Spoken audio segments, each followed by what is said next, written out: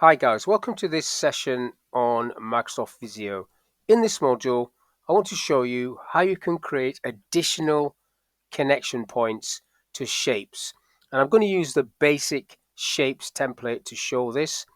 And let's get a rectangle on the screen so you can get started.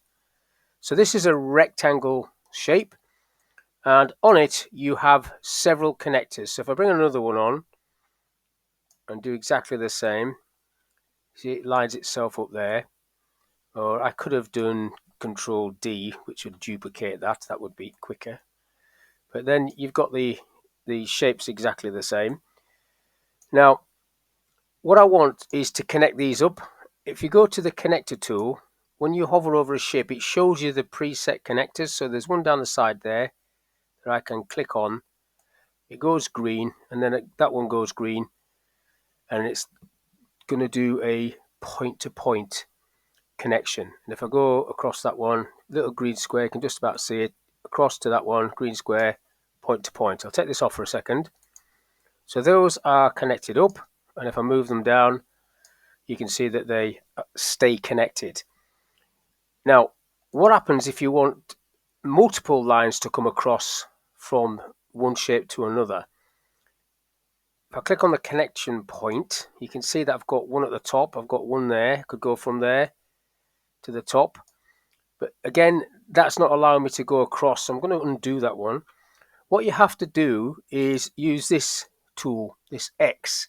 You click on that, and then you hold your control key down and you position a connecting point. And then I'll do one there. And then I'll do one on this shape.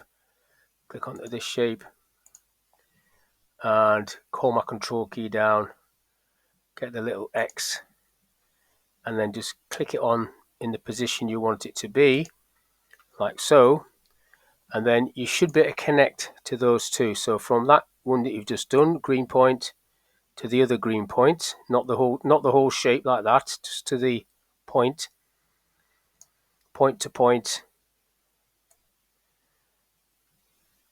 point to point there, slightly dog-legged. And then when you move this, they should all stay glued, which they do, like so, all the way down.